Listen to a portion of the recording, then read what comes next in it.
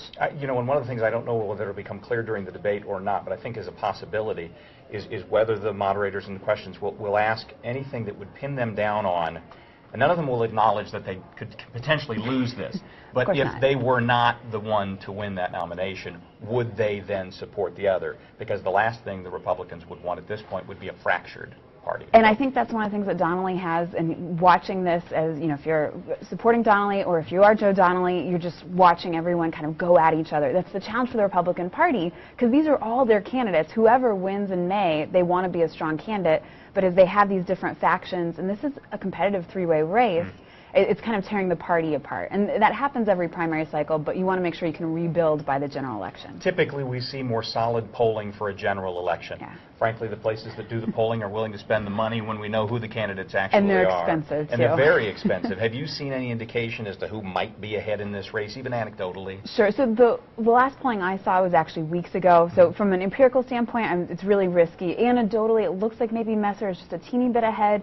but every one of the candidates seems to be relatively competitive. And the last very clear polling showed that there were 58% of Hoosiers who were undecided on who they wanted to vote for. So that's what's up for grabs today. It is, and that's nearly 60%. So that's a large percentage right there. We're less than a month away from the primary, and each of the candidates wants to get part of that undecided voter to get to. So he has run races in the past. I think we're seeing some evidence of that.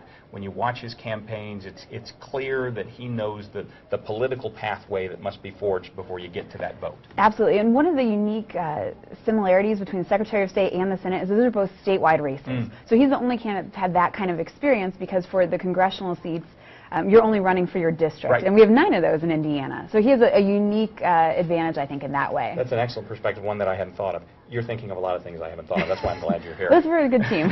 Mike Braun is a businessman, obviously spent that time in the State House not long, elected in 14, left that post in 17 to basically run this race.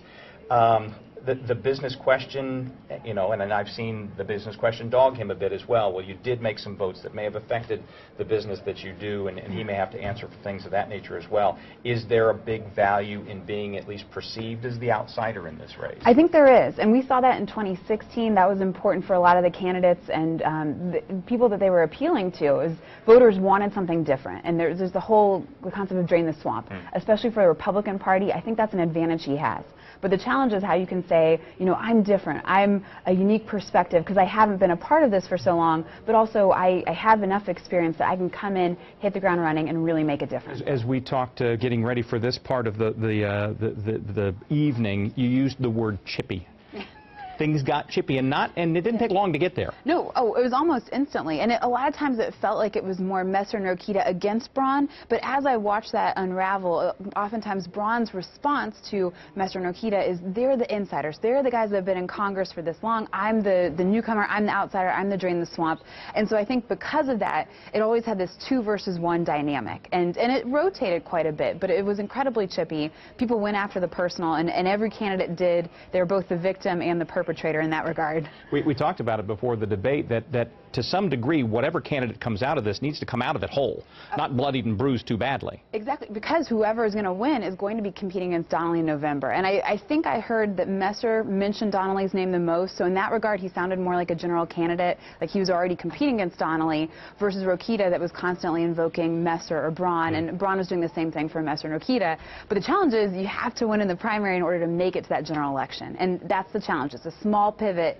You don't want to be too conservative now because that's not going to win in November. Were there any haymakers tonight? Any things, either moments where you said, well, that's not what I expected, or they really landed their key message there? I thought all the candidates did in different parts. I think the biggest question that got that was the ethics question. And you had that with regards to Rokita and the Secretary of State question.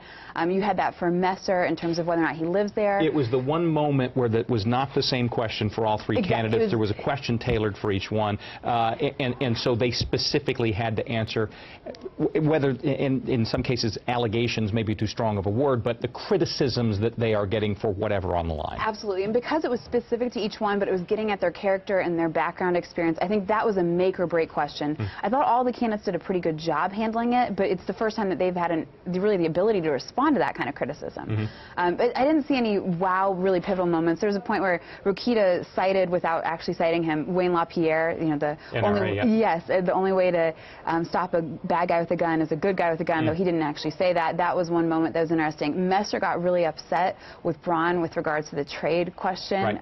And there were little things that were kind of surprising in that way, but I don't think anyone overwhelmingly stood out or overwhelmingly failed.